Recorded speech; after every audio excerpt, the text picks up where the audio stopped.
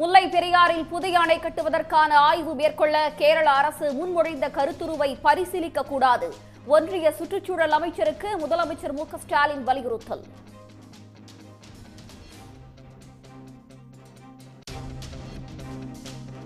வங்கக்கடலில் ஆழ்ந்த காற்றழுத்த தாழ்வு பகுதி காற்றழுத்த தாழ்வு மண்டலமாக வலுப்பெற்றது. நாளை காலை மத்திய கிழக்கு வங்கக்கடல் பகுதிகளில் புயலாக வலுப்பெறக்கூடும் என கணிப்பு.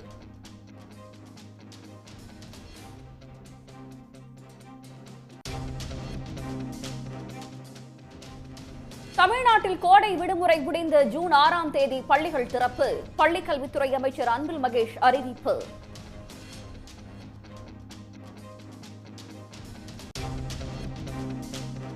திருவள்ளுவருக்கு காவி உடை அணிவித்து மீண்டும் சர்ச்சை. தமிழ்நாட்டை அவமதிக்கும் செயல் என ஆளுநர் ரவிக்கு வலுக்கும் கண்டனம்.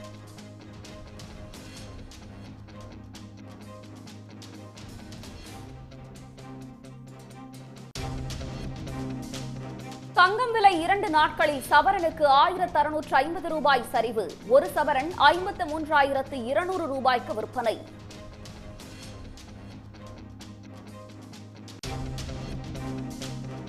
பாஜக வேட்பாளர் நயினார் நாகேந்திரனின் ஹோட்டல் ஊழியரிடமிருந்து 4 கோடி ரூபாய் பறிமுதல் செய்யப்பட்ட விவகாரம். பாஜக மாநில அமைப்பு செயலாளர் கேசவ விநாயகத்தை விசாரிக்க தடை இல்லை என சென்னை உயர்நீதிமன்றம் உத்தரவு.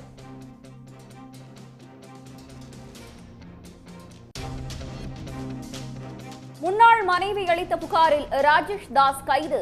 நீதிமன்றத்தில் ஆஜர்படுத்தப்பட்ட ராஜேஷ் தாஸை சொந்த ஜாமீனில் விடுவித்து திருப்போரூர் நீதிமன்றம்.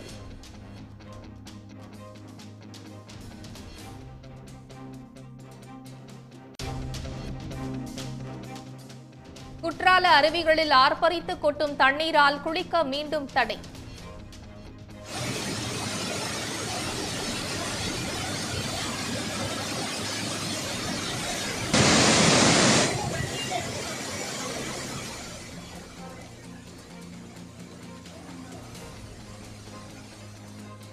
ஒரு வாரத்திற்கு பின் அனுமதி அளிக்கப்பட்ட சில மணி நேரங்களிலேயே தடை விதித்து உத்தரவு.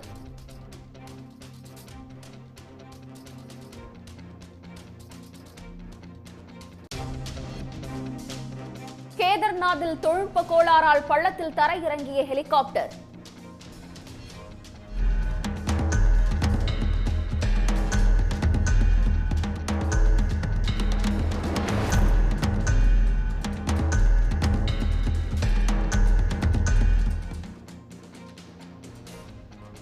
மோதாமல் இறங்கியதால் நல்வாய்ப்பாக 6 பக்தர்கள் மற்றும் விமானி உயிர் தப்பினர்.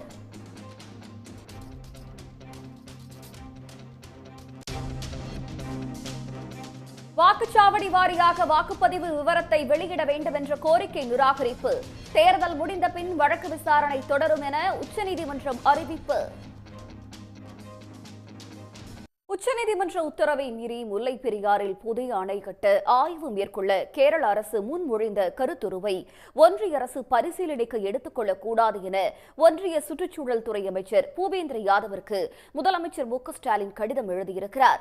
முதலமைச்சரின் கடிதத்தில் ஒன்றிய சுற்றுச்சூழல் அமைச்சகத்தின் நிபுணர் மதிப்பீட்டு குழு கூட்டத்தின் நிகழ்ச்சி நிரலில் முல்லை பெரியாற்றில் புதிய அணை கட்ட ஆய்வு மேற்கொள்ள அனுமதி கோரிய கேரள அரசின் கருத்துருவை சேர்த்துள்ளதை சுட்டிக்காட்டியுள்ளார். தற்போது இருக்கும் முல்லை பெரியாறு அணைக்கு பதிலாக புதிய அணையை கட்ட கேரள அரசின் முன்மொழிவு உச்சநீதிமன்றத்தின் உத்தரவுகளுக்கு முற்றிலும் எதிரானது என்று அவர் கூறியுள்ளார்.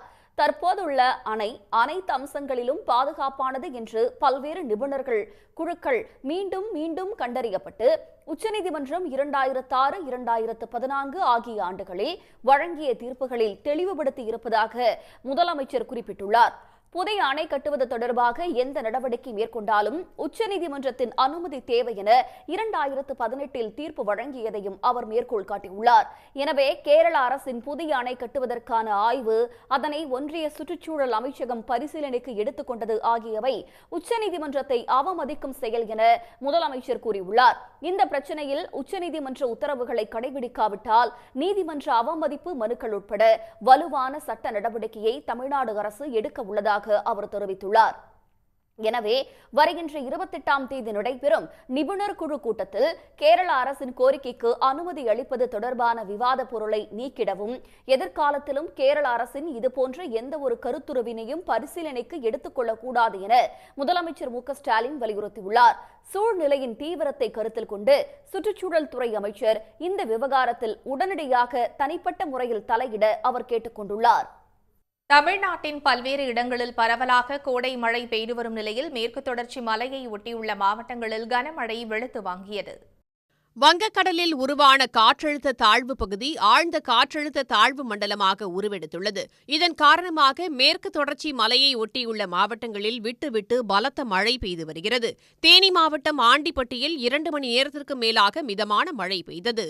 குற்றாலம் மலைப்பகுதியில் தொடர்ந்து மழை பெய்து வரும் நிலையில் குற்றால அருவிகளில் வெள்ளப்பெருக்கு ஏற்பட்டு குளிக்க மீண்டும் தடை விதிக்கப்பட்டுள்ளது. கன்னியாகுமரி மாவட்டம் ஆரல்வாய்மொழி, தோவாளை சுற்றுவட்டாரங்களில் கடந்த சில நாட்களாக விட்டுவிட்டு கனமழை பெய்து வருகிறது. இதனால் தாழாக்குடி அருகே உப்பாத்து கால்வாயின் மேல் அமைக்கப்பட்டிருந்த தற்காலிக பாலம் மழைநீரில் அடித்துச் செல்லப்பட்டது. உதகை, குன்னூர், கூடலூர் சுற்றுவட்டார பகுதிகளில் கனமழை பெய்த நிலையில் கோழிக்கோடு கிராமத்தில் ராட்சத மரம் முறிந்து விழுந்ததில் ஒரு பெண் காயமடைந்தார். சேலம் மாவட்டம் கொளத்தூர் அருகே பாலாற்றில் ஏற்பட்ட திடீர் வெள்ளப்பெருக்கு காரணமாக மேட்டூர் அணைக்கு நீர்வரத்து அதிகரித்துள்ளது. இதனால் கொளத்தூர் வனவிலங்குகளின் குடிநீர் பிரச்சினைக்கு தீர்வு கிடைத்துள்ளதாக அப்பகுதியினர் தெரிவித்தனர். பார்த்தீங்கன்னா இப்போ நல்லா 2-3 நாள் நல்ல மழை பெய்யுதுங்க. அதனால பாலாத்தில் பார்த்தீங்கன்னா இப்போ செந்தண்ணியாக போயிட்டு இருக்குங்க. இதே ஒரு மாதத்துக்கு முன்னாடி பார்த்தீங்கன்னா தண்ணி இல்லாமல் வெறும் மணல் காடாக இருந்துச்சுங்க. அதனால வனவிலங்குகள்லாம் ரொம்ப தண்ணி குடிக்கிறதுக்கு சிரமப்பட்டு இருந்துச்சுங்க. இப்போ பார்த்தீங்கன்னா செந்தண்ணியாக போகிறதுனால மான், யானை, மயில் போன்ற விலங்கினங்களுக்கு இப்போ நல்லா தண்ணி பஞ்சமும் தீர்ந்துருச்சுங்க. அதே சமயத்தில் மேட்டூர் அணைக்கு நீர் வரத்து அதிகரித்து மேட்டூர் அணை நீரும் ஏற்றமும் உள்ளதுங்க. திருப்பூர் மாவட்டம் அவிநாசி, பழங்கரை உள்ளிட்ட பகுதிகளில் லேசான மழை பெய்தது. பல்லடம், பணப்பாளையம் பகுதிகளில் விட்டுவிட்டு சாரல் மழை பெய்தது. ராமேஸ்வரம், பாம்பன் மற்றும் தங்கச்சிமடம் கடல் பகுதியில் விட்டுவிட்டு மழை பெய்து வரும் நிலையில் தனுஷ்கோடி கடல் பகுதி சீற்றத்துடன் காணப்பட்டது. இதனிடையே சென்னை, நாகை, பாம்பன், கடலூர், தூத்துக்குடி, குளச்சல், ராமேஸ்வரம் உள்ளிட்ட துறைமுகங்களில் 1ஆம் எண் புயல் முன்னெச்சரிக்கை கூண்டு ஏற்றப்பட்டுள்ளது. கன்னியாகுமரி மாவட்டத்தில் ஆயிரக்கணக்கான மீனவர்கள் இன்று 10வது நாளாக கடலுக்கு செல்லவில்லை. வங்கக்கடல், மன்னார் வளைகுடா, குமரிக்கடல் பகுதிகளில் பலத்த காற்று வீசும் என்பதால் மீனவர்கள் கடலுக்கு செல்ல வேண்டாம் என அறிவுறுத்தப்பட்டுள்ளது. வங்கக்கடலில் நிலவி வந்த காற்றழுத்த தாழ்வு பகுதி காற்றழுத்த தாழ்வு மண்டலமாக வலுப்பெற்றுள்ளது. மத்திய மேற்கு மற்றும் அதனை ஒட்டிய தெற்கு வங்கக்கடலில் நிலவி வந்த ஆழ்ந்த காற்றழுத்த தாழ்வு பகுதி வடகிழக்கு திசையில் நகர்ந்து மத்திய வங்கக்கடலில் காற்றழுத்த தாழ்வு மண்டலமாக வலுப்பெற்றுள்ளது. தொடர்ந்து வடகிழக்கு திசையில் நகர்ந்து நாளை காலை மத்திய கிழக்கு வங்கக்கடலில் புயலாக வலுப்பெறக்கூடும் எனவும், பின்னர் வடக்கு திசையில் நகர்ந்து நாளை மாலை தீவிர புயலாக வலுப்பெறக்கூடும் என சென்னை வானிலை ஆய்வு மையம் தெரிவித்துள்ளது.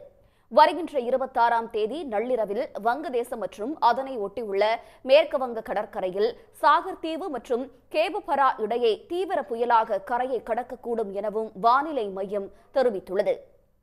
ரெமல் என்று பெயர் சூட்டப்பட்டிருக்கும் இந்த புயலால் வட தமிழ்நாட்டின் பெரும்பாலான பகுதிகளில் காற்றின் ஈரப்பதம் குறைந்து வெப்பநிலை 3 டிகிரி செல்சியஸ் வரை அதிகரிக்கும் எனவும் தெரிவிக்கப்பட்டுள்ளது.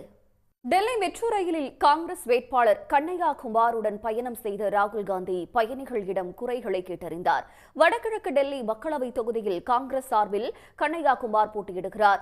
காங்கிரஸ் முன்னாள் தலைவரும் எம்பியுமான ராகுல் காந்தி பிரச்சாரத்திற்கிடையே கண்ணையா குமாருடன் இணைந்து டெல்லி மெட்ரோ ரயிலில் பயணம் செய்தார். அப்போது பயணிகளின் குறைகளை ராகுல் கேட்டறிந்தார். டெல்லியில் நிலவும் போக்குவரத்து நெரிசல் பற்றி கண்ணையா குமாருடன் கலந்துரையாடிய அவர், எம்பியான பிறகு என்ன நடவடிக்கை எடுப்பீர்கள் என்று கேட்டார். அதற்கு பதிலளித்த கண்ணையா குமார், உழைக்கும் மக்களின் பிரச்சினைகளின் ஒன்றான போக்குவரத்து நெரிசலுக்கு தீர்வு காண்பேன் என்றார். காங்கிரஸ் ஆட்சியில் கொண்டுவரப்பட்ட டெல்லி மெட்ரோ ரயில் திட்டம் பொது போக்குவரத்தை எளிதாக்கி இருப்பதாக கூறியுள்ள காங்கிரஸ் ராகுலின் மெட்ரோ ரயில் பயண வீடியோவை வெளியிட்டுள்ளது. बिल्कुल सही बात कर रहे हैं। जो काम कर रहा है वो कांग्रेस गवर्नमेंट का है। एक्चुअल व्यवस्था ठीक है क्लियर सर। नहीं इधर मम्मी इधर मम्मी इधर फर्स्ट टाइम वोटर के लिए आप वोट कीजिए, डेमोक्रेसी में पार्टिसिपेट कीजिए, कॉन्स्टिट्यूशन को बचाइए, कॉन्स्टिट्यूशन को बचा कर इंस्टीट्यूशन को बचाइए, शांति, न्याय और प्रगति, इसके साथ जो है हम लोग आगे बढ़ेंगे। மெட்ரோ ரயில் பயணத்தை தொடர்ந்து டெல்லியில் உள்ள ஆந்திரா பவன் உணவகம் ஒன்றிற்கு ராகுல் காந்தி சென்றார். கட்சி நிர்வாகிகளுடன் அமர்ந்து உணவருந்திய அவர் பின்னர் அங்கிருந்து கிளம்பினார். அப்போது பலரும் ராகுல் காந்தியுடன் செல்ஃபி எடுத்துக் கொண்டனர். கேதார்நாத்தில் ஹெலிகாப்டரில் பழுது ஏற்பட்டதால் கட்டுப்பாடின்றி தரையிறங்கிய விபத்தில் நல்வாய்ப்பாக 7 பேர் உயிர் தப்பினர். உத்தரகாண்ட் மாநிலம் கேதார்நாத் சார்தம் யாத்திரைக்காக பல பகுதிகளில் இருந்து அங்கு ஏராளமானோர் வந்து செல்கின்றனர். இந்நிலையில் அந்த மாநிலத்தின் சிர்ச்சி பகுதியிலிருந்து கேதார்நாத்துக்கு ஹெலிகாப்டர் ஒன்று சென்றுள்ளது. கேஸ்ட்ரால் என்ற நிறுவனத்திற்கு சொந்தமான அந்த ஹெலிகாப்டரில் 6 பயணிகள் மற்றும் ஒரு விமானி பயணித்துள்ளனர். அந்த ஹெலிகாப்டரில் திடீரென தொழில்நுட்ப கோளாறு ஏற்பட்டது. இதனால் கேதார்நாத் பகுதியில் உள்ள ஹெலிபேடிற்கு 100 மீட்டர் தொலைவில் ஹெலிகாப்டர் அவசரமாக தரையிறக்கப்பட்டது. அப்போது கட்டுப்பாட்டை இழந்த ஹெலிகாப்டர் அதே இடத்தில் சுற்றத் தொடங்கியதால் அங்கிருந்தவர்கள் அஞ்சி ஓடினர்.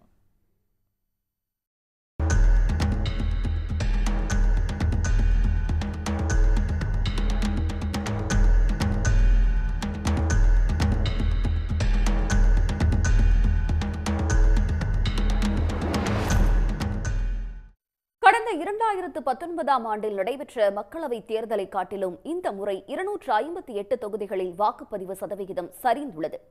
குறிப்பாக 88 தொகுதிகளில் வாக்களித்தவர்கள் எண்ணிக்கையே 2019ஐ விட குறைந்திருப்பது அதிர்ச்சியை ஏற்படுத்தியுள்ளது.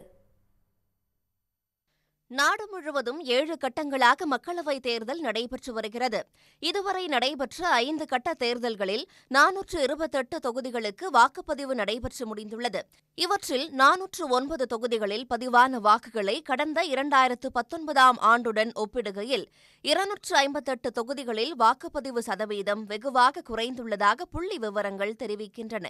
அவற்றில் 88 தொகுதிகளில் வாக்களித்தவர்களின் எண்ணிக்கை பெருமளவில் சரிந்திருப்பது அதிர்ச்சியை ஏற்படுத்தியுள்ளது. உதாரணமாக, கேரளாவில் மொத்தமுள்ள 20 தொகுதிகளிலும் வாக்குப்பதிவு சதவீதம் குறைந்துள்ளது. அவற்றில் 12 தொகுதிகளில் வாக்களித்தவர்களின் எண்ணிக்கை வெகுவாக சரிந்துள்ளது. அதேபோல உத்தராகண்டில் உள்ள 5 தொகுதிகளில் வாக்குப்பதிவு சதவீதம் குறைந்துள்ள நிலையில் 3 தொகுதிகளில் வாக்களித்தவர்களின் எண்ணிக்கை சரிந்துள்ளது. ராஜஸ்தானில் 25 தொகுதிகளுக்கு தேர்தல் முடிந்துள்ள நிலையில் 22 தொகுதிகளில் வாக்குப்பதிவு சதவீதம் குறைந்துள்ளது. 12 தொகுதிகளில் வாக்களித்தவர்களின் எண்ணிக்கை சரிந்துள்ளது. தமிழ்நாட்டில் 39 தொகுதிகளுக்கும் தேர்தல் முடிந்துள்ள நிலையில் 34 தொகுதிகளில் வாக்குப்பதிவு சதவீதம் குறைந்துள்ளது. அவற்றில் 18 தொகுதிகளில் வாக்களித்தவர்களின் எண்ணிக்கை சரிந்துள்ளது. உத்தரப்பிரதேசத்திலும் மத்திய பிரதேசத்திலும் 1/3 பங்கு தொகுதிகளில் வாக்களித்தவர்களின் எண்ணிக்கை வெகுவாக குறைந்துள்ளது. குஜராத்தை பொறுத்தவரை 25 தொகுதிகளுக்கு வாக்குப்பதிவு நடந்துள்ள நிலையில் 6 தொகுதிகளில் வாக்களித்தவர்களின் எண்ணிக்கை சரிந்துள்ளது. இதுவரை வாக்குப்பதிவு நடைபெற்றுள்ள 428 தொகுதிகளில் சுமார் 50 கோடியே 50 லட்சம் பேர் வாக்கு செலுத்தியுள்ளனர். இதே தொகுதிகளில் கடந்த 2019 தேர்தலின் போது சுமார் 48 கோடியே 50 லட்சம் பேர் வாக்களித்துள்ளனர்.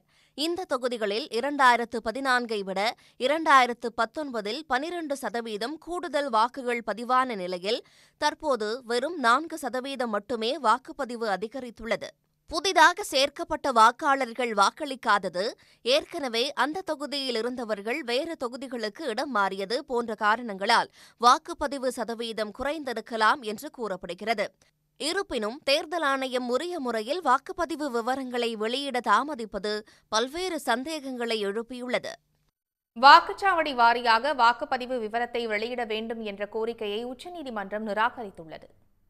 ஜனநாயக சீர்திருத்தங்களுக்கான சங்கம் மற்றும் காமன் காஸ் ஆகிய அமைப்புகள் வாக்குச்சாவடிகளில் பதிவான வாக்கு எண்ணிக்கை தொடர்பான படிவம் 17C-இன் ஸ்கேன் செய்யப்பட்ட நகலை இணையதளத்தில் பதிவேற்ற உத்தரவிடக் கோரி உச்சநீதிமன்றத்தில் மனு தாக்கல் செய்திருந்தனர்.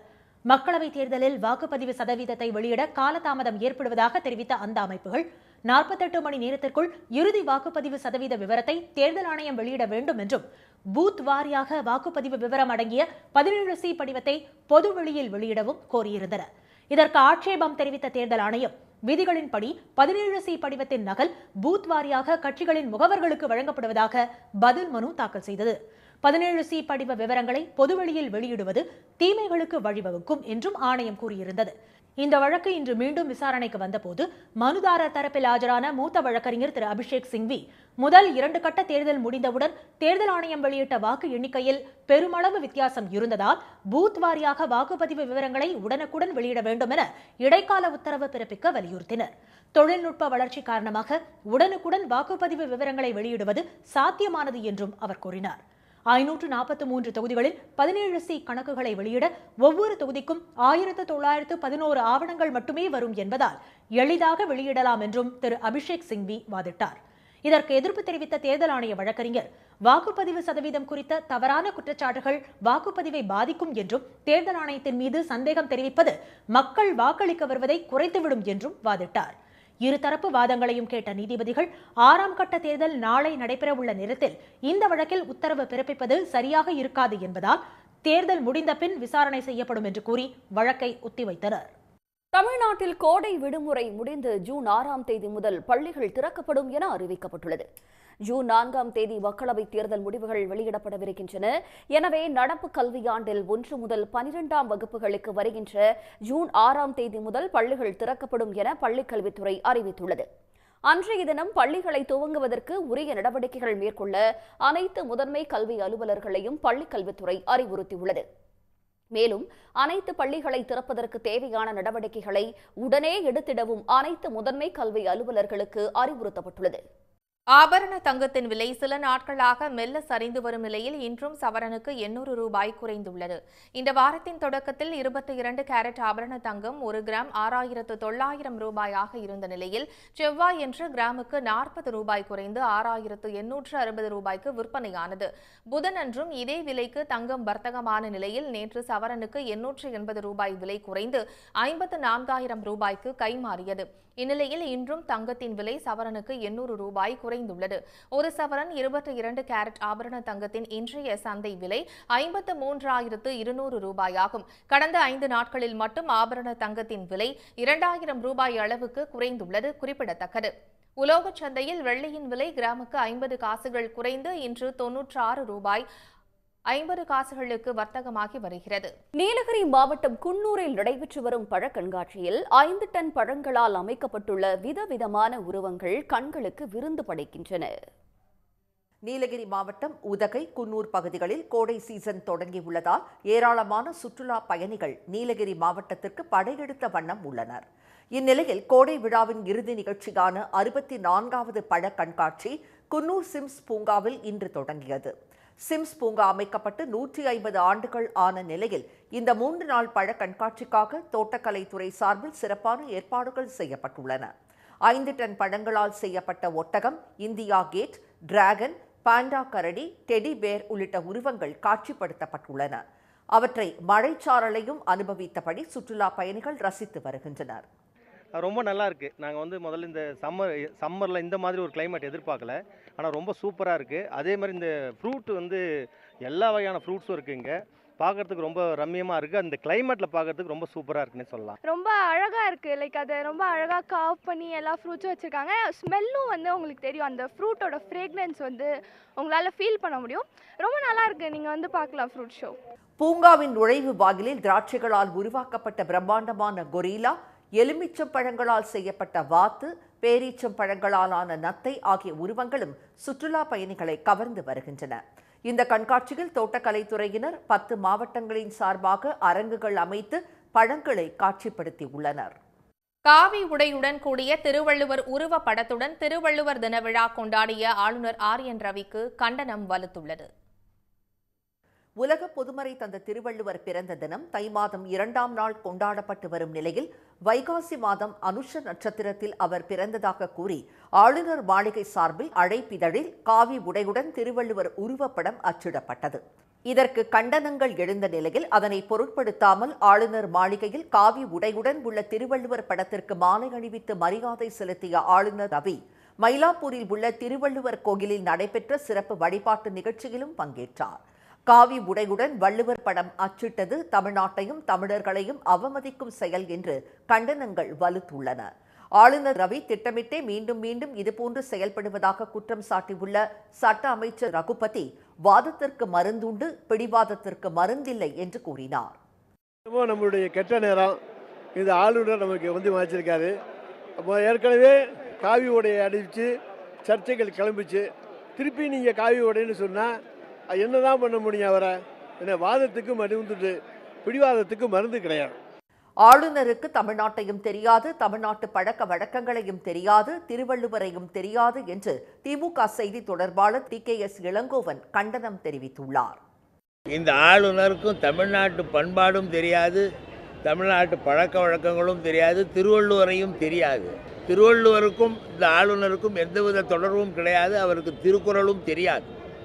ஏனென்றால் திருக்குறளிலே பிறப்புக்கும் எல்லா உயிருக்கும் என்று சொல்லப்பட்டிருக்கிறது. அதுவே அவருக்கு புரியாது. அதை ஏற்றுக்கொள்ளாதவர் அவர். ஆளுநரின் உருவப்படத்தை இஸ்லாமியர் போல சித்தரித்தால் அவர் ஏற்பாரா என சட்டப்பேரவைத் தலைவர் அப்பாவு கேள்வி எழுப்பியுள்ளார்.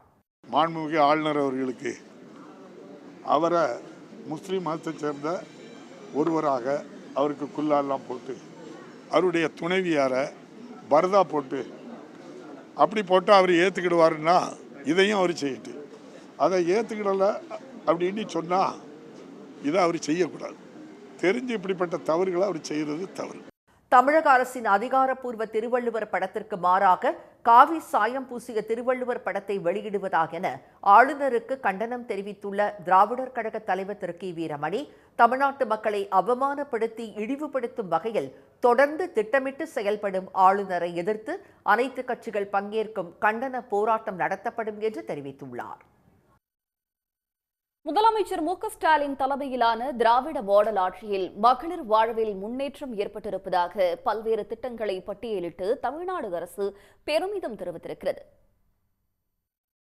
சமூக நலத்துறை சார்பில் வெளியிடப்பட்டிருக்கும் அறிக்கையில் கொரோனா பாதிப்பால் பெற்றோரை இழந்த 382 குழந்தைகள் பெயரில் தலா 5 லட்சம் ரூபாயை வங்கி வைப்புத் தொகையாக செலுத்தி 18 வயதில் வட்டியுடன் வழங்கும் திட்டத்தை உருவாக்கியதால் முதலமைச்சர் மு.க.ஸ்டாலின் தாயுமானவராக போற்றப்படுவதாக கூறியுள்ளது. கொரோனாவால் தாய் அல்லது தந்தையை இழந்த 13,682 குழந்தைகளுக்கு தலா 3 லட்சம் ரூபாய் மதிப்பில் நிவாரண உதவிகள் வழங்கியிருப்பதாகவும் தெரிவித்துள்ளது. கட்டணம் இல்லா பேருந்து பயண திட்டத்தின் மூலமாக மகளிர் மாதம் சுமார் 1000 ரூபாய் சேமிக்கும் வாய்ப்பை பெற்றிருப்பதாகவும் குறிப்பிட்டுள்ளது. திராவிட மாடல் அரசின் மிக முக்கியமான திட்டமான காலை உணவு திட்டம் 18,50,000 மாணவர்கள் பயன்பெறும் வகையில் செயல்படுத்தப்பட்டு வருவதாக பெருமிதம் தெரிவித்துள்ளது. 218 கோடி ரூபாய் செலவில் பெண் குழந்தைகள் பாதுகாப்பு திட்டத்தின் கீழ் 87,501 குழந்தைகள் பயனடைந்துள்ளனர். 3 ஆண்டுகளில் 1,26,637 மகளிருக்கு 1,047 கோடி ரூபாயை திருமண நிதியுதவியாக வழங்கி சாதனை படைத்திருப்பதாகவும் அரசு கூறியுள்ளது. அதேபோல புதுமை பெண் திட்டத்தில் 2,73,000 கல்லூரி மாணவிகளுக்கு மாதம் 1,000 ரூபாய், பணிபுரியும் மகளிருக்கான விடுதிகள், திருநங்கைகளுக்கு சுயதொழில் மானியம், சத்துணவு ஊழியர்கள் ஓய்வு பெறும் வயது வரம்பு உயர்வு உள்ளிட்ட திட்டங்களும் பட்டியலிடப்பட்டுள்ளன. முதலமைச்சர் மு.க.ஸ்டாலின் மகளிர் நலனில் தனி கவனம் செலுத்தி பல திட்டங்களை சீரிய முறையில் செயல்படுத்தி வருவதால் மகளிர், குழந்தைகள், மாற்றுத்திறனாளிகள் என அனைவரும் பாதுகாப்புடன் வாழ்ந்து வருவதாகவும் அரசு தெரிவித்துள்ளது. தாம்பரம் ரயில் நிலையத்தில் 4 கோடி ரூபாய் பறிமுதல் செய்யப்பட்ட வழக்கில் பாஜக மாநில அமைப்பு செயலாளர் கேசவ விநாயகத்திடம் விசாரணை நடத்த தடையில்லை என சென்னை உயர்நீதிமன்றம் மறுப்பு தெரிவித்துள்ளது. சென்னையிலிருந்து நெல்லை சென்ற ரயிலில் உரிய ஆவணங்களின் கொண்டு செல்ல முயன்ற 4 கோடி ரூபாய் பணம் போலீசார் உதவியோடு தேர்தல் பறக்கும் படையால் பறிமுதல் செய்யப்பட்டது. அது தொடர்பாக பாஜக வேட்பாளர் நயினார் நாகேந்திரனுக்கு சொந்தமான ஹோட்டல் ஊழியர் சதீஷ், அவரது சகோதரர் நவீன், ஓட்டுநர் பெருமாள் ஆகியோரை போலீசார் கைது செய்தனர். இந்த பணம் நயினார் நாகேந்திரனின் தேர்தல் செலவுக்காக கொண்டு செல்ல முயன்றதாக கூறப்படும் நிலையில் பணத்திற்கும் தமக்கும் தொடர்பில்லை என அவர் மறுத்து வருகிறார். இந்நிலையில் இந்த வழக்கின் விசாரணைக்கு தடை விதிக்க கோரி தமிழக பாஜக அமைப்பு செயலாளர் கேசவ விநாயகம் தொடர்ந்த வழக்கு சென்னை உயர்நீதிமன்றத்தில் விசாரணைக்கு வந்தது. இந்த வழக்கில் கைது செய்யப்பட்ட 3 பேருக்கும் தனக்கும் எந்த தொடர்பும் இல்லாத நிலையில் தனக்கு சம்மன் அனுப்பப்பட்டுள்ளதாக மனுதாரர் குறிப்பிட்டார். அப்போது கேசவ விநாயகத்திற்கு எதிராக வழக்கு பதிவு செய்யப்படாத நிலையில் இந்த வழக்கை ரத்து செய்ய கோரி மனு தாக்கல் செய்தது ஏன் என சிபிசிஐடி வழக்கறிஞர் வாதிட்டார். இருதரப்பு வாதங்களை கேட்ட நீதிபதி சரவணன் வழக்கில் இடைக்கால நிவாரணம் வழங்க மறுப்பு தெரிவித்தார். மேலும் கேசவ விநாயகத்திடம் விசாரணை நடத்த தடையில்லை என கூறி விசாரணையை ஜூன் 3ஆம் தேதிக்கு ஒத்திவைத்தார். மக்களவை தேர்தல் முடிவுகள் வெளியான பிறகு புதியதாக விண்ணப்பித்திருப்பவர்களுக்கு ரேஷன் அட்டைகள் வழங்கப்படும் என உணவுப் பொருள் வழங்கல் துறை அதிகாரிகள் தெரிவித்தனர். நியாய விலைக் கடைகளில் கிடைக்கும் அத்தியாவசிய பொருட்கள் மட்டுமின்றி அரசு வழங்கும் உதவித்தொகை, பேரிடர் கால நிவாரணத் தொகை உள்ளிட்ட சலுகைகளை பெற குடும்ப அட்டை அவசியமானதாகும். சமீபத்தில் கலைஞர் மகளிருக்கான உரிமை தொகை திட்டத்தின் கீழ் ஒவ்வொரு குடும்ப அட்டை வைத்துள்ள தகுதி வாய்ந்த பெண்களுக்கும் மாதந்தோறும் 1000 ரூபாய் உரிமை தொகை வழங்கப்பட்டதை தொடர்ந்து ஆயிரக்கணக்கான பொதுமக்கள் புதிய ரேஷன் அட்டை வழங்க கோரி விண்ணப்பித்தனர். இந்நிலையில் சுமார் 2 லட்சம் பேரின் விண்ணப்பங்கள் பரிசீலனை செய்யப்பட்டு வருவதாக கூறியுள்ள உணவுப் பொருள் வழங்கல் துறை அதிகாரிகள், தகுதியானவர்களுக்கு மக்களவைத் தேர்தல் முடிவுகள் வெளியான பிறகு புதிய ரேஷன் அட்டைகள் வழங்கப்படும் என தெரிவித்தனர். காவி உடையுடன் கூடிய திருவள்ளுவர் உருவ படத்துடன் திருவள்ளுவர் தின விழா கொண்டாடிய ஆளுநர் ஆர்.என். ரவிக்கு கண்டனம் வலுத்துள்ளது. உலக பொதுமறை தந்த திருவள்ளுவர் பிறந்த தினம் தை மாதம் 2ஆம் நாள் கொண்டாடப்பட்டு வரும் நிலையில் வைகாசி மாதம் அனுஷ நட்சத்திரத்தில் அவர் பிறந்ததாக கூறி ஆளுநர் மாளிகை சார்பில் அழைப்பிதழில் காவி உடையுடன் திருவள்ளுவர் உருவப்படம் அச்சிடப்பட்டது. இதற்கு கண்டனங்கள் எழுந்த நிலையில் அதனை பொருட்படுத்தாமல் ஆளுநர் மாளிகையில் காவி உடையுடன் உள்ள திருவள்ளுவர் படத்திற்கு மாலை அணிவித்து மரியாதை செலுத்திய ஆளுநர் ரவி மயிலாப்பூரில் உள்ள திருவள்ளுவர் கோயிலில் நடைபெற்ற சிறப்பு வழிபாட்டு நிகழ்ச்சியிலும் பங்கேற்றார். காவி உடையுடன் வள்ளுவர் படம் அச்சிட்டது தமிழ்நாட்டையும் தமிழர்களையும் அவமதிக்கும் செயல் என்று கண்டனங்கள் வலுத்துள்ளன. ஆளுநர் ரவி திட்டமிட்டே மீண்டும் மீண்டும் இதுபோன்று செயல்படுவதாக குற்றம் சாட்டியுள்ள சட்ட அமைச்சர் ரகுபதி, வாதத்திற்கு மருந்துண்டு, பிடிவாதத்திற்கு மருந்தில்லை என்று கூறினார். நம்மளுடைய கெட்ட நேரம் இந்த ஆளுநர் நமக்கு வந்து வாய்ச்சிருக்காரு. ஏற்கனவே காவி உடையை அணிவிச்சு சர்ச்சைகள் கிளம்பிச்சு. திருப்பி நீங்கள் காவி உடைன்னு சொன்னால் என்னதான் பண்ண முடியும்? அவரை என்ன வாதத்துக்கு மருந்துண்டு, பிடிவாதத்துக்கு மருந்து கிடையாது. ஆளுநருக்கு தமிழ்நாட்டையும் தெரியாது, தமிழ்நாட்டு பழக்க வழக்கங்களையும் தெரியாது, திருவள்ளுவரையும் தெரியாது என்று திமுக செய்தி தொடர்பாளர் TKS இளங்கோவன் கண்டனம் தெரிவித்துள்ளார். இந்த ஆளுநருக்கும் தமிழ்நாட்டு பண்பாடும் தெரியாது, தமிழ்நாட்டு பழக்க வழக்கங்களும் தெரியாது, திருவள்ளுவரையும் தெரியாது. திருவள்ளுவருக்கும் இந்த ஆளுநருக்கும் எந்தவித தொடர்பும் கிடையாது. அவருக்கு திருக்குறளும் தெரியாது. ஏனென்றால் திருக்குறளிலே பிறப்புக்கும் எல்லா உயிருக்கும் என்று சொல்லப்பட்டிருக்கிறது. அதுவே அவருக்கு புரியாது. அதை ஏற்றுக்கொள்ளாதவர் அவர். ஆளுநரின் உருவப்படத்தை இஸ்லாமியர் போல சித்தரித்தால் அவர் ஏற்பாரா என சட்டப்பேரவைத் தலைவர் அப்பாவு கேள்வி எழுப்பியுள்ளார்.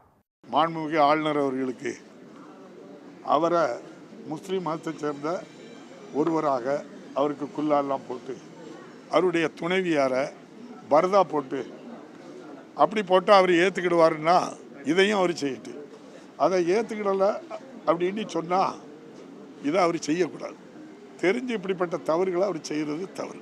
தமிழக அரசின் அதிகாரப்பூர்வ திருவள்ளுவர் படத்திற்கு மாறாக காவி சாயம் பூசிய திருவள்ளுவர் படத்தை வெளியிடுவதாக என ஆளுநருக்கு கண்டனம் தெரிவித்துள்ள திராவிடர் கழக தலைவர் திரு கி வீரமணி, தமிழ்நாட்டு மக்களை அவமானப்படுத்தி இழிவுபடுத்தும் வகையில் தொடர்ந்து திட்டமிட்டு செயல்படும் ஆளுநரை எதிர்த்து அனைத்து கட்சிகள் பங்கேற்கும் கண்டன போராட்டம் நடத்தப்படும் என்று தெரிவித்துள்ளார். முதலமைச்சர் மு.க.ஸ்டாலின் தலைமையிலான திராவிட மாடல் ஆட்சியில் மகளிர் வாழ்வில் முன்னேற்றம் ஏற்பட்டிருப்பதாக பல்வேறு திட்டங்களை பட்டியலிட்டு தமிழ்நாடு அரசு பெருமிதம் தெரிவித்திருக்கிறது. சமூக நலத்துறை சார்பில் வெளியிடப்பட்டிருக்கும் அறிக்கையில், கொரோனா பாதிப்பால் பெற்றோரை இழந்த 382 குழந்தைகள் பெயரில் தலா 5 லட்சம் ரூபாயை வங்கி வைப்புத் தொகையாக செலுத்தி 18 வயதில் வட்டியுடன் வழங்கும் திட்டத்தை உருவாக்கியதால் முதலமைச்சர் மு.க.ஸ்டாலின் தாயுமானவராக போற்றப்படுவதாக கூறியுள்ளது. கொரோனாவால் தாய் அல்லது தந்தையை இழந்த 13,682 குழந்தைகளுக்கு தலா 3 லட்சம் ரூபாய் மதிப்பில் நிவாரண உதவிகள் வழங்கியிருப்பதாகவும் தெரிவித்துள்ளது. கட்டணம் இல்லா பேருந்து பயண திட்டத்தின் மூலமாக மகளிர் மாதம் சுமார் 1000 ரூபாய் சேமிக்கும் வாய்ப்பை பெற்றிருப்பதாகவும் குறிப்பிட்டுள்ளது. திராவிட மாடல் அரசின் மிக முக்கியமான திட்டமான காலை உணவு திட்டம் 18,50,000 மாணவர்கள் பயன்பெறும் வகையில் செயல்படுத்தப்பட்டு வருவதாக பெருமிதம் தெரிவித்துள்ளது. 218 கோடி ரூபாய் செலவில் பெண் குழந்தைகள் பாதுகாப்பு திட்டத்தின் கீழ் 87,501 குழந்தைகள் பயனடைந்துள்ளனர். 3 ஆண்டுகளில் 1,26,637 மகளிருக்கு 1,047 கோடி ரூபாயை திருமண நிதியுதவியாக வழங்கி சாதனை படைத்திருப்பதாகவும் அரசு கூறியுள்ளது. அதேபோல புதுமை பெண் திட்டத்தில் 2,73,000 கல்லூரி மாணவிகளுக்கு மாதம் 1,000 ரூபாய், பணிபுரியும் மகளிருக்கான விடுதிகள், திருநங்கைகளுக்கு சுயதொழில் மானியம், சத்துணவு ஊழியர்கள் ஓய்வு பெறும் வயது வரம்பு உயர்வு உள்ளிட்ட திட்டங்களும் பட்டியலிடப்பட்டுள்ளன. முதலமைச்சர் மு.க.ஸ்டாலின் மகளிர் நலனில் தனி கவனம் செலுத்தி பல திட்டங்களை சீரிய முறையில் செயல்படுத்தி வருவதால் மகளிர், குழந்தைகள், மாற்றுத்திறனாளிகள் என அனைவரும் பாதுகாப்புடன் வாழ்ந்து வருவதாகவும் அரசு தெரிவித்துள்ளது. பக்தர்கள் சாப்பிட்ட இலைகள் மீது உருண்டு அங்க பிரதர்ஷனம் செய்வது அடிப்படை உரிமை என்று நீதிபதி சுவாமிநாதன் அளித்துள்ள தீர்ப்புக்கு ஓய்வு பெற்ற நீதிபதி சந்துரு கடும் கண்டனம் தெரிவித்துள்ளார். கரூர் மாவட்டம் நெரூர் கிராமத்தில் உள்ள சதாசிவ பிரம்மேந்திரர் ஜீவசமாதியில் சாப்பிட்டுவிட்டு விட்டுச் செல்லப்படும் எச்சில் இலைகளின் மீது சிலர் அங்க பிரதட்சணம் செய்யும் நிகழ்வு நடைபெற்று வந்தது. கடந்த 2015ஆம் ஆண்டு இந்த சடங்கை நிறுத்த வேண்டும் என தலித் பாண்டியன் என்பவர் தொடர்ந்த பொதுநல வழக்கில் உச்சநீதிமன்ற உத்தரவை மேற்கோள் காட்டி சென்னை உயர்நீதிமன்ற மூத்த நீதிபதி மணிக்குமார் அதற்கு தடை விதித்தார். இந்நிலையில் மீண்டும் சதாசிவ பிரம்மேந்திரர் ஜீவசமாதி தினத்தன்று எச்சில் இலைகளின் மீது அங்க பிரதட்சணம் செய்ய அனுமதி கோரி நவீன்குமார் என்பவர் உயர்நீதிமன்ற மதுரை கிளையில் சமீபத்தில் மனு தாக்கல் செய்தார். மனுவை விசாரித்த நீதிபதி ஜி.ஆர். சுவாமிநாதன் ஜீவசமாதி தினமான மே 18ஆம் தேதிக்கு முந்தைய நாள் தனது 39 பக்க தீர்ப்பை வெளியிட்டார். அதில் 150 ஆண்டுகளாக இந்த சடங்கு நடைபெற்று வருவதாகவும் அது சமயம் சார்ந்த உரிமை என்றும் நவீன்குமாருக்கு தனது விருப்பப்படி எச்சில் இலையில் அங்க பிரதட்சணம் செய்வதற்கு யாரும் தடை செய்யக்கூடாது என்றும் உத்தரவிட்டார். மேலும் இந்த எச்சில் இலை அங்க பிரதட்சணத்திற்கு முன்னதாக தடை விதித்த உயர்நீதிமன்ற 2 நீதிபதிகள் அமர்வின் உத்தரவு தவறானது என்றும் அது தன்னை கட்டுப்படுத்தாது என்றும் அவர் அறிவித்தார். இந்த அறிவிப்புக்கு சென்னை உயர்நீதிமன்ற முன்னாள் நீதிபதி சந்துரு கண்டனம் தெரிவித்துள்ளார். இதேபோன்ற சடங்கு கர்நாடக மாநிலம் மங்களூருவுக்கு அருகில் குக்கே சுப்பிரமணியசாமி கோயிலில் நடைபெற்றபோது அதற்கு கர்நாடக உயர்நீதிமன்றம் தடை விதிக்க மறுத்துவிட்ட நிலையில் 2014ஆம் ஆண்டு உச்சநீதிமன்றத்தில் மேல்முறையீடு செய்யப்பட்டதையும் அமர்வு நீதிபதிகளில் ஒருவரான மதன் லோகூர் குக்கே சடங்குக்கு தடை விதித்ததையும் நீதிபதி சந்துரு நினைவு கூர்ந்துள்ளார்.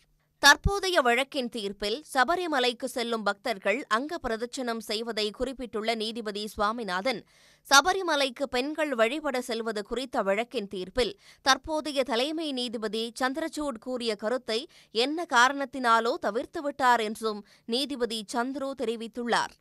கொரோனா நோய் தொற்று பரவலின் போது கோயில்கள் மூடப்பட்ட நேரத்தில் எந்த தனிநபராவது நோய் தொற்றினாலும் பரவாயில்லை, எனது நம்பிக்கைதான் முக்கியம் என்று கோயிலுக்கு செல்ல அனுமதி கேட்டால் எந்த நீதிமன்றமாவது அனுமதித்திருக்குமா என்றும் நீதிபதி சந்துரு கேள்வி எழுப்பியுள்ளார்.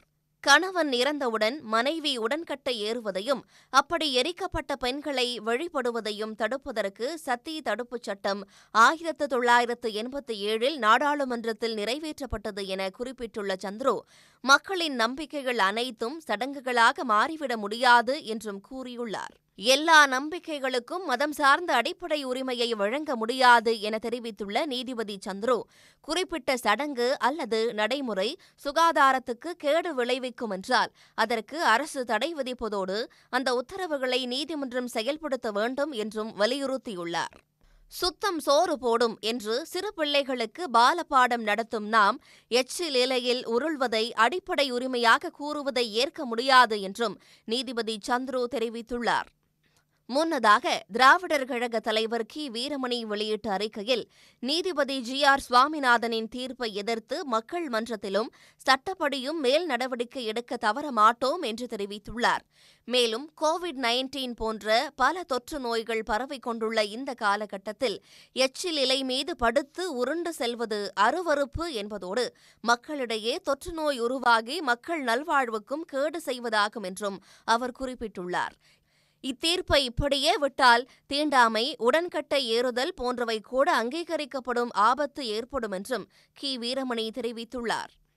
மக்களவைத் தேர்தலில் 8 மாநிலங்கள் மற்றும் யூனியன் பிரதேசங்களில் உள்ள 58 தொகுதிகளுக்கு நாளை 6ஆம் கட்ட வாக்குப்பதிவு நடைபெறவுள்ளது. நாடு முழுவதும் 7 கட்டங்களாக மக்களவைத் தேர்தல் நடைபெறுகிறது. ஏப்ரல் 19 மற்றும் 26 மே 6, 13 மற்றும் 20 ஆகிய தேதிகளில் 5 கட்ட வாக்குப்பதிவுகள் முடிவடைந்திருக்கின்றன. மொத்தம் இருக்கும் 543 மக்களவை தொகுதிகளில் இதுவரை 428 தொகுதிகளில் வாக்குப்பதிவு நடைபெற்றுள்ளது. இந்நிலையில் டெல்லி, ஹரியானா, பீகார், ஜார்க்கண்ட், ஒடிசா, உத்தரப்பிரதேசம், மேற்கு வங்கம், ஜம்மு காஷ்மீர் ஆகிய 8 மாநிலங்கள் மற்றும் யூனியன் பிரதேசங்களில் நாளை 6ஆம் கட்ட வாக்குப்பதிவு நடைபெறவுள்ளது. 3ஆம் கட்டத்தில் வாக்குப்பதிவு நடத்த திட்டமிட்டு பிறகு ஒத்திவைக்கப்பட்ட அனந்த்நாக், ரஜோரி தொகுதிக்கும் நாளை வாக்குப்பதிவு நடக்க உள்ளது. வாக்குப்பதிவு நடக்கவுள்ள 58 தொகுதிகளில் அதற்கான ஏற்பாடுகள் மற்றும் பாதுகாப்பு பணிகள் தீவிரமடைந்திருக்கின்றன. 889 வேட்பாளர்கள் களத்தில் இருக்கும் நிலையில் மறைந்த சுஷ்மா சுவராஜின் மகள் பன்சூரி ஸ்வராஜ் பாஜக சார்பில் புதுடெல்லி தொகுதியில் களம் காண்கிறார். பாஜக எம்பி மனோஜ் திவாரிக்கும் காங்கிரஸ் வேட்பாளர் கண்ணையா குமாருக்கும் வடகிழக்கு டெல்லி தொகுதியில் போட்டி நிலவுகிறது. ஹரியானா முன்னாள் முதலமைச்சர் மனோகர் லால் கட்டர் போட்டியிடும் கர்னால் தொகுதிக்கும் நாளை வாக்குப்பதிவு நடக்க உள்ளது. மெஹபூபா முஃப்தி, காங்கிரசின் தீபேந்திர சிங் ஹூடா, பாஜக சார்பில் போட்டியிடும் முன்னாள் நீதிபதி அபிஜித் கங்கோபாத்யாய், மேனகா காந்தி உள்ளிட்டோரும் நட்சத்திர வேட்பாளர்களாக உள்ளனர். இறுதியாக 7ஆம் கட்ட வாக்குப்பதிவு வருகின்ற 1ஆம் தேதி நடைபெறவுள்ளது. அதையடுத்து 4ஆம் தேதி 543 தொகுதிகளுக்கும் வாக்கு எண்ணிக்கை நடைபெறும். IAS அதிகாரி பீலா வெங்கடேசனின் பண்ணை வீட்டில் அத்துமீறி நுழைந்த வழக்கில் கைது செய்யப்பட்ட முன்னாள் சிறப்பு DGP ராஜேஷ் தாஸ் சொந்த ஜாமீனில் விடுவிக்கப்பட்டுள்ளார். பெண் IPS அதிகாரிக்கு பாலியல் தொல்லை கொடுத்த வழக்கில் முன்னாள் சிறப்பு DGP ராஜேஷ் தாஸுக்கு விழுப்புரம் நீதிமன்றம் 3 ஆண்டுகள் சிறை தண்டனை விதித்தது. இதையடுத்து தலைமறைவாக இருந்த ராஜேஷ் தாஸ் உச்சநீதிமன்றத்தில் மேல்முறையீடு செய்து தன்னை கைது செய்ய தடை பெற்றார். இந்நிலையில் ராஜேஷ் தாஸும் அவரது மனைவியும் IAS அதிகாரியுமான பீலா வெங்கடேசனும் பிரிந்து வாழ்ந்து வருகின்றனர். இந்த சூழ்நிலையில் செங்கல்பட்டு மாவட்டம் தையூரில் உள்ள பீலாவுக்கு சொந்தமான பண்ணை வீட்டில் காவலாளியை தாக்கிவிட்டு அத்துமீறி உள்ளே நுழைந்ததாக கூறப்படுகிறது. இதுகுறித்து போலீசில் பீலா வெங்கடேசன் புகார் அளித்தார். இதன் பேரில் 5 பிரிவுகளில் வழக்கு பதிவு செய்த போலீசார் ராஜேஷ் தாஸை கைது செய்தனர். திருப்போரூர் அரசு மருத்துவமனையில் அவருக்கு மருத்துவ பரிசோதனை முடிந்த நிலையில் அவரை திருப்போரூர் நீதிமன்றத்தில் ஆஜர்படுத்த போலீசார் நடவடிக்கை எடுத்தனர். இதற்கிடையே தனக்கு உடல் சோர்வாக உள்ளதாக ராஜேஷ் தாஸ் போலீசாரிடம் கூறியுள்ளார். இதையடுத்து அவரை சொந்த ஜாமீனில் போலீசார் விடுவித்துள்ளனர். உடனுக்குடன் செய்திகளை தெரிந்து கொள்ள சன் நியூஸ் பெல் ஐகானை கிளிக் பண்ணுங்க.